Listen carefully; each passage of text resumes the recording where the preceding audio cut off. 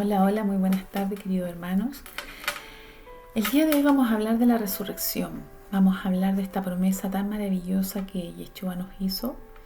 Creo que esta palabra nos debe dar esperanza, nos debe inducir al amor, a la santificación, a prepararnos y a gozarnos porque grandes son sus promesas y infinito su amor y su gracia para con nosotros. Vamos a orar primeramente y vamos a dar gracias a Dios por esta palabra. Padre eterno, Dios santo, bendito Rey y soberano. Papito amado, te damos gracias por esta palabra que tú nos entregas el día de hoy. Gracias por poder hacernos participar, Padre, de este alimento maravilloso. Gracias por el poder de la vida, de la resurrección, del Espíritu Santo que habita en nosotros, Señor, que nos mueve, nos guía a toda verdad y justicia. Gracias, Señor, por la resurrección de los muertos, Padre eterno. Gracias porque Yeshua resucitó, fue glorificado y exaltado, Señor, y hoy está sentado a la diestra.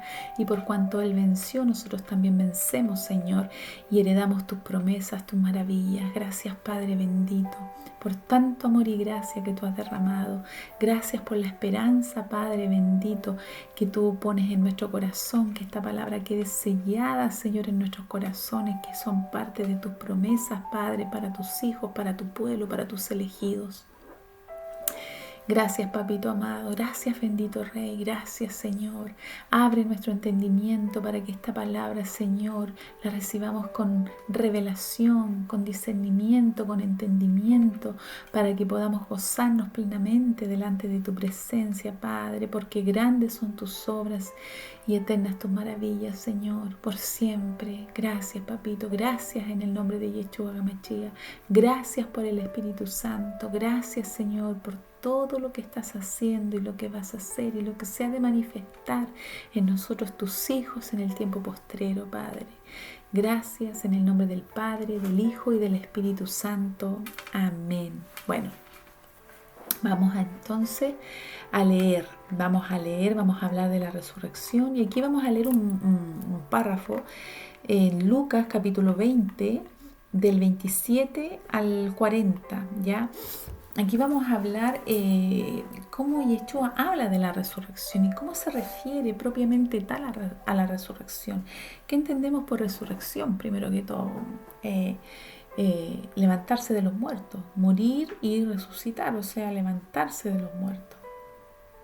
Es decir, para resucitar necesariamente tengo que pasar por muerte. Tú no puedes resucitar si no te has muerto. Entonces, necesariamente debemos morir como murió Yeshua para luego ser resucitado.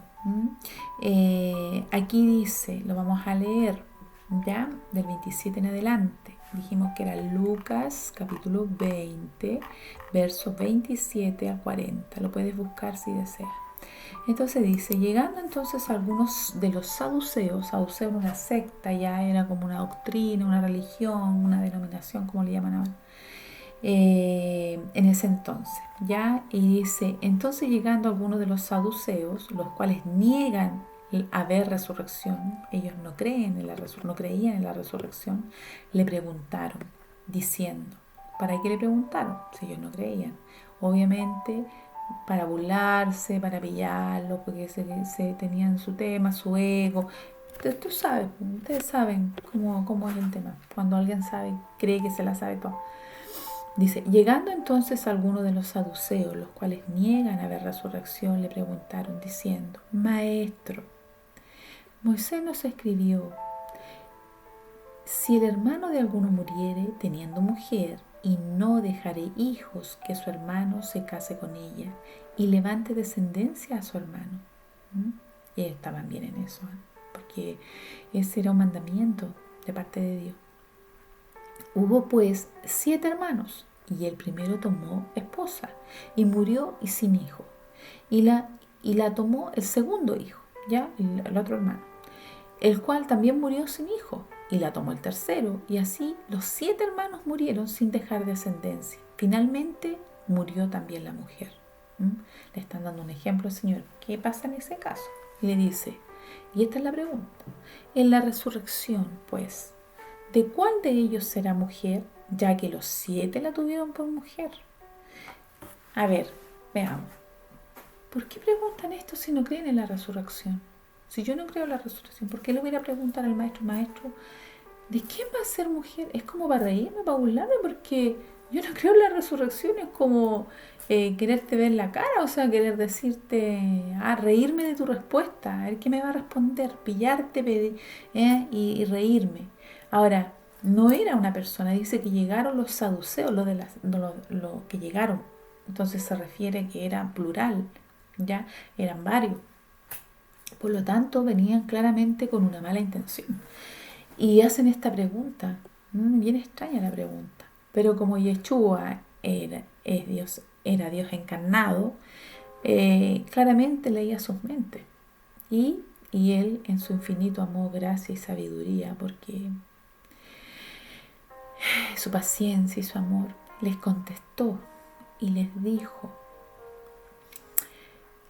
Entonces respondiendo Yeshua les dijo, el 34, los hijos de este siglo se casan y se dan en casamiento, mas los que fueren tenidos por dignos, o sea que no todos, de alcanzar aquel siglo, ya el nuevo siglo donde hay resurrección, a eso se refiere.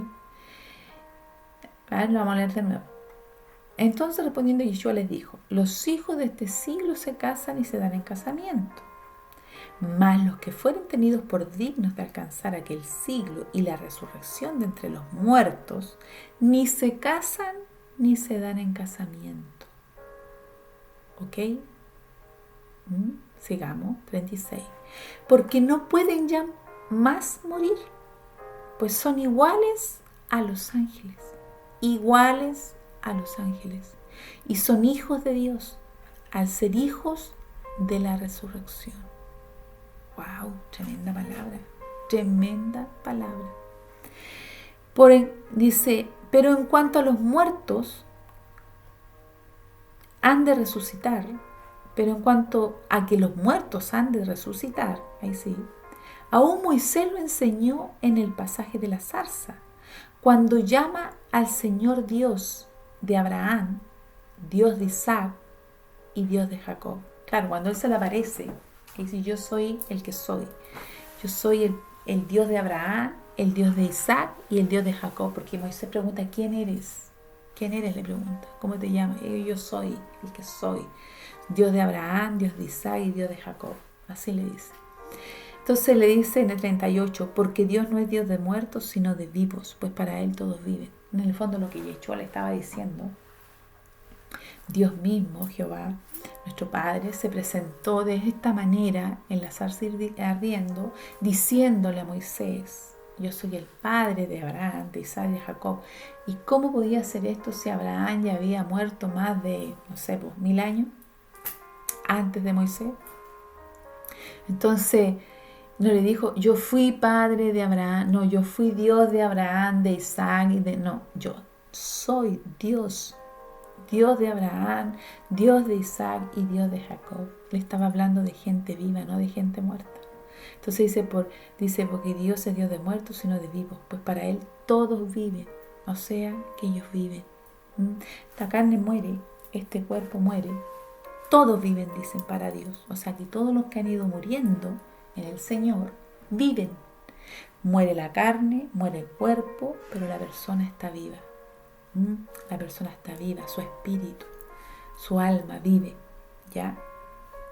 Y lo dice Yeshua. Dios encarnado lo dijo, no lo digo yo, lo está diciendo Él, lo estamos leyendo. Entonces dice que, mira, cuando ellos quieren engañarlo, le dice, ¿de quién va a ser? Era como burlesco, o sea, 7 y los 7 murieron y los 7 se casaron con ella. Ya está bien, ok. Ya hay una ley de Moisés que dice que si alguna quedare viuda y no deja descendencia, el hermano se case con ella. Y eso hasta el día de hoy es parte del mandamiento de Dios para ellos como pueblo, porque no puede quedar la mujer desprotegida. Ya delante de Dios la mujer tiene un rol distinto al hombre. El hombre está para proteger a la mujer. Dice que Dios es cabeza del hombre y el hombre es cabeza de su mujer. Y el hombre está para proteger a la mujer. Por eso que la mujer sale de la casa del padre, de la madre, y el marido es quien tiene que poner cobertura sobre ella, ya dar protección y sustento a su mujer. Ese es el orden divino. La mujer es la ayuda idónea del hombre. En realidad que ambos lo son, somos complementos. De hecho, así lo estableció Yeshua cuando vino. Él tenía muchas mujeres seguidoras y además de seguidoras eran administradoras de los bienes de Dios. Ellas le aportaban al Señor en su ministerio, Yeshua. Mujeres importantes, muchas vivían en palacio, en Roma, eran parte del... La Biblia señala de que ellos servían en palacio a César, que en ese momento estaba, digamos, que estaba en autoridad, ¿ya? Habían cristianas, creyentes en Yeshua, mesiánicas, que creyeron en él y que estando en palacio, estando ahí en Roma, ellas ocultaban obviamente tenían que ocultar su adhesión, pero ellos servían a Yeshua con sus bienes, dice la palabra, lo dice. Entonces, claramente cuando María Magdalena, cuando él resucita, las primeras que se le presentó, no fue a Pedro, no fue a los discípulos, no, a las primeras que se le presentó fue a María Magdalena, a María, ¿cierto? A las mujeres que fueron a la sepultura para poner mirra e incienso en su cuerpo, que era la costumbre de aquella época.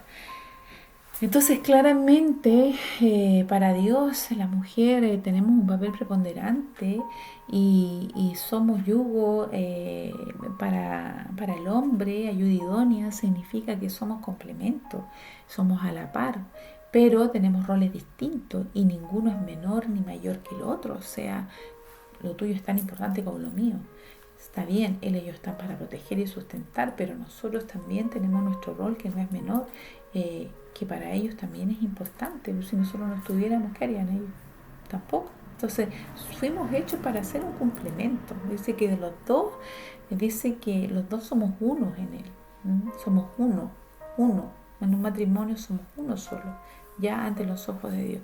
Entonces, no debemos nosotros menospreciar nuestra tarea, ni dejar que nos menosprecien, ni mucho menos menospreciar la labor del hombre, porque somos iguales ante Dios, hombres y mujeres. Entonces dice, ellos se querían burlar y les dice, se casó con 7, ¿con cuál de ellos se va a quedar en la resurrección? Mira la pregunta. Y ellos no creían en la resurrección tampoco. Entonces Yeshua, como ya los conocía, le dijo, mira, primero que todo dice, los hijos de este siglo se casan y se dan en casamiento, o sea, los de esta época, los que viven en este siglo, igual que en este siglo, en esta era, en este tiempo, se casan y se dan en casamiento, porque estamos aquí en la tierra. Y Dios constituyó el matrimonio en Adán y Eva y nos dejó como ejemplo. Entonces nosotros también nos casamos porque dice que no es bueno que el hombre esté solo, tiene que tener compañía, tiene que tener compañero, compañera. No es bueno, hombre yo digo como género, hombre y mujer. No es bueno que estemos solas, dice que nosotros debemos tener un compañero, siempre andar de a dos. Siempre la palabra dice que debemos andar de a dos. Entonces, porque dice que dos pueden más que uno y si uno se cansa el otro lo levanta. Y si el otro o le ayuda, ¿me entiendes? Después dice, mas los hijos de este siglo se casan y se dan en casamiento, mas los que fueren tenidos por dignos de alcanzar aquel siglo, o sea, de llegar hasta esa época, y la resurrección de entre los muertos, no se casan ni se dan en casamiento, porque no pueden ya más morir, pues son igual a los ángeles y son hijos de Dios al ser hijos de la resurrección. Es decir, que aquellos que alcancen la resurrección, que hayan sido tenidos por dignos, o sea, hay que tener una dignidad en el Señor, alcanzar la redención, la santificación, ser tenidos por dignos, dice. Los que sean alcanzados tenidos por dignos para alcanzar ese siglo y resucitar dentro de los muertos, no se casan ni se dan en casamiento, porque son como ángeles. Es decir, no es necesario el casamiento, ya más. No hay más, porque ese casamiento, vamos a extendernos un poquito más, dice la Biblia que son las bodas del Cordero. Ese casamiento de los que resuciten y son tenidos por dignos se hace referencia a las bodas del Cordero. Aquí Yeshua no lo dijo, pero después en una visión que le dio a Juan, al apóstol Juan, de Patmos, estando en Patmos, él le habla de esto y le habla de las bodas del Cordero. Búscalo en Apocalipsis o Revelaciones, lo encuentras en la Biblia de diferentes formas, Revelaciones o Apocalipsis, capítulo 20, ahí habla de las bodas del Cordero. Y ahí él señala y habla ya de que los que resuciten y son tenidos por dignos son parte de esta boda, y luego están los invitados a la boda y los que son la novia, ya él es el esposo. Entonces dice que no se casan ni se dan en casamiento. Está hablando de humanamente, ¿me entiendes? Porque seremos como ángeles, porque son hijos de Dios y porque en ese momento, cuando estemos en esa vida glorificada, participando de esta glorificación de Yeshua, porque somos su cuerpo, la extensión de Él, somos la novia, somos una con Él, participamos de esa glorificación, de ese cuerpo, de esa redención, de esa vida divina que vamos, si somos tenidos por digno a participar. Dice que vamos a ser uno con Él, no vamos a necesitar casarnos unos con otros. Esos apegos, esos sentimientos, ese tipo de cosas está bien aquí en la tierra para este tipo de vida material. Pero en esa vida divina, en esa vida que vamos a heredar prontamente y a recibir, si permanecemos fieles a Dios, no vamos a necesitar casarnos, no vamos a necesitar volver a esta figura que conocemos hoy día. Lo que pasa es que los saduceos hablaban desde la mentalidad de hombre, y Yeshua, siendo Dios encarnado, hablaba con su mentalidad espiritual, con su mente de Dios, con su mente del que ve más allá de las cosas visibles. Y esa es la limitación que tenemos los seres humanos, que nosotros vemos las cosas, lo que vemos delante, pero Dios ve más allá. ¿Ya? Por eso este llamado nuestro a pagar el precio, a transitar como peregrinos por esta tierra, a no aferrarnos al mundo ni a las cosas del mundo, para poder así disfrutar de las cosas reales y eternas que son verdaderas, más que estas cosas de este mundo que son pasajeras, donde somos probados, para ser tenidos por dignos de participar de esta vida eterna, donde vamos a vivir una vida plena en Él, eternamente. Maravilloso. En amor, imagínate, vivir una eternidad sumergido en amor. Oh, maravilloso. Donde ya tu corazón es puro, puro, donde no hay cabida al odio, al resentimiento, a la depresión, a la enfermedad, al llanto, al quebranto, sino que tú vives permanentemente en éxtasis, en amor, en gozo, en reposo, una vida, yo creo que maravillosa. O sea, yo creo que no hay palabras para describirlo. Yo creo que todo lo que diga puede quedar chico. Yo trato de como de imaginármelo. Perfecto, una vida perfecta. Entonces, no se casan ni se dan en casamiento. Muchos pueden decir, hasta que la muerte nos separe. Como dice la palabra. Cuando tú te vas a casar, te dice el cura, hasta que la muerte los separe. Entonces, ¿acepta a este hombre salud en enfermedad hasta que la muerte los separe? Sí, acepto. Que la muerte nos separe. Entonces, estamos casados hasta que la muerte nos separe. A la muerte de este cuerpecito, porque después la resurrección ya no vamos a hacer matrimonio. Vamos a estar con nuestro Señor. No, damos gracias a Dios por nuestra compañera, por nuestro compañero, por nuestro esposo, nuestras esposas, ¿cierto? Que nos acompañan, que viven nuestras tribulaciones, que tienen los mismos problemas que nosotros, porque somos una pareja, por cierto, caminamos juntos, un proyecto de vida. Pucha, y sé que muchas parejas en este momento lo pueden estar pasando mal por diferentes situaciones. No es fácil la vida conyugal, pero Dios nos llama al amor. Pero también dice la palabra, que es bueno también que lo señalemos, porque esta mujer se casó 7 veces y todos murieron, ¿no? que matar. O sea, tremendamente, esa era una maldición que pesaba sobre ella, porque imagínate, el marido que tenía se le moría, no alcanzaba ni a tener hijos, según lo que describe acá la palabra. Y así muchas veces pasa que hay mujeres que se casan y han tenido varios maridos y como dijo Yeshua, ninguno de ellos es tu marido. O sea, viviste con ellos, te casaste con ellos, pero duraste un tiempo y no te resultó y después vino otro y después vino otro. Pues ya, una lástima. Eh, Él se lo dijo a la samaritana y sin conocerla, o sea, sin conocerla humanamente, pero ella la conocía claramente porque él siendo Dios y le dijo, tú 5 maridos has tenido y el que tienes hoy día no es tu marido. Imagínate, 5 maridos y el que tenía ahora, o sea, el sexto no era su marido, ya llevaba 6. Tenía la cuenta clarita y hecho. Entonces, pero no fue impedimento para que ella creyera y Dios la usara, porque ella fue y pregonó que había conocido al Mesías y invitaron a Yeshua y estuvo 2 días con ellos, dice, con los samaritanos, predicando el Evangelio. Entonces, es tremendo, es tremendo, es tremenda esta palabra, tiene que darnos esperanza, tiene que darnos libertad, eh, tiene que darnos, hacer ver el amor del Padre, el corazón del Padre, el corazón amoroso que tenemos de Dios. Un corazón tremendo que quiere lo mejor para nosotros.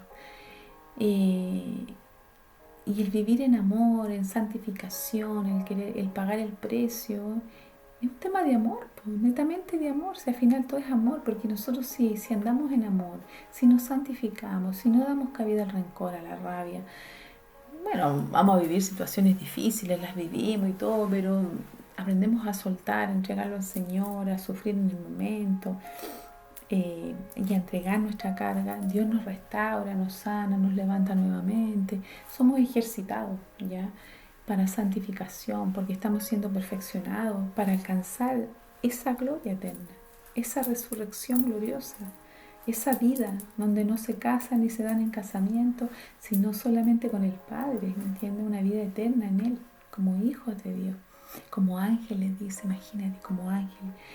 Bueno, no como esos ángeles que pintaba Miguel Ángel, pues, con alitas, unos gorditos que aparecían ahí con chochitos, como no, no ese tipo de ángeles. No, estamos hablando de ángeles, seres espirituales. ¿Qué son los ángeles? La Biblia dice que son espíritus ministradores al servicio de los hombres, ¿ya? De los hijos de Dios. Claro, ahora, pero en aquel tiempo yo creo que va a ser otra la misión que Dios va a encomendar a sus ángeles y a sus hijos. Todo tiempo tiene su asignación, digamos, por Dios. Dios es un Dios de orden y Él establece tiempo y jornadas y trabajo y diferentes cosas. Él es precioso. Entonces nosotros debemos tener esta esperanza, ¿ya? Y en cuanto a las mujeres casadas, al hombre casado, vivamos esta vida en plenitud, con esperanza de resurrección, amándonos. Es difícil el matrimonio, chiquillos, pero se puede, con Dios se puede. Ahora, ¿qué pasa si uno de los dos flaquea? Nada que hacer. O sea, la Biblia dice de que no debemos separarnos, pero si uno de los dos no quiere estar con el otro o da maltrato al otro por causa de fornicación, dice, dele carta de divorcio. Entonces, Dios no quiere que nos divorciemos, Dios nos quiere que nos separemos, pero cuando pasó con la samaritana, 5 maridos tenidos y este es el sexto y tampoco es tu marido, o sea, también estaba mal, no eran uno, no había el compañerismo. Y mira, me estoy saliendo del tema, no sé por qué, pero quiero hacerlo. La Biblia dice, caminarán dos si no están de acuerdo. Si yo tengo una visión de vida y mi pareja tiene otra visión de vida, yo voy para un lado y él va para otro. Si uno cojea y camina junto al otro, el que cojea obviamente va a hacer caer al que no cojea, o se va a agotar porque va a tener que caminar con él cuánto rato cojeando. Va a llegar un momento en que se va a cansar. Entonces dice, caminarán dos si no están de acuerdo. Imposible, imposible, porque van a ir para lados diferentes. Han dividido y una casa dividida no prevalece, dice. Entonces, nosotros debemos procurar con nuestras parejas tener una misma visión de la vida, un mismo proyecto en común. Si tú crees en Dios, ora por tu esposo, ora por tu esposa. Si no es creyente, si tu esposo o tu esposa no es creyente, ora por ella para que vuelva a su corazón, para que se convierta a Dios. Si tú ya estás casado, no te separes, dice Pablo, exhorta a los hermanos, quédate como estás, pero ora, intercede. Ahora, si en el paso del tiempo tú ves de que no se convierte, no se quiere convertir al Señor, no tiene, te da maltrato, dice que tampoco estamos siendo llamados a esclavitud, ¿ya? Tampoco somos llamados a esclavitud, sino que estamos siendo llamados al amor y a vivir en paz. Y cuando tú tienes una relación así de mala, no estás viviendo en amor ni estás viviendo en paz. Y ese no es el llamado que Dios nos hace. Entonces es mejor que nos separemos, dice. Es mejor que demos carta de divorcio y así no estamos en pecado. Si tú das carta de divorcio no estás en pecado por cuanto tú te divorciaste. Ahora, si lo hace una adúltera, dice, o un adúltero, está en pecado porque la repudió para tener a otra. Pero no es lo mismo que cuando tú repudias o cuando tú te separas, mejor dicho, por causa de que el otro no quiere estar contigo, no te ama, te da maltrato, es distinto, ¿ya? Dios conoce los corazones, dice que Él no puede ser burlado. ¿Por qué te digo esta palabra? Porque yo más de alguna vez, en una experiencia que tuve, en una denominación que estuve, en una hermana que el marido le pegaba, le sacaba la mugre, llegaba a moretear a los cultos, a las reuniones, daba pena realmente. Y más de alguna vez Dios me hizo exhortarle y decirle, hermana, Dios no te tiene para esto, sé libre. Es que cómo me voy a divorciar, es que a Dios no le gusta el divorcio. No, a Dios no le gusta, pero Dios te ama, tampoco te va a querer tener así. O sea, que estás esperando que Él te mate. Y porque la religión nos pone impronta y no nos paraliza. Dios no nos llamó a eso, Dios no nos llamó a vivir en resentimiento, en amargura, en contienda. Si tú tienes una relación que realmente está viciada y tú eres creyente y no ves una intención de parte del otro de volverse al Señor en amor, de buscar a Dios, en arrepentimiento, de llevar una vida distinta, entonces ora al Señor y que sea el Espíritu Santo guiándote. Esta palabra tiene que darte libertad.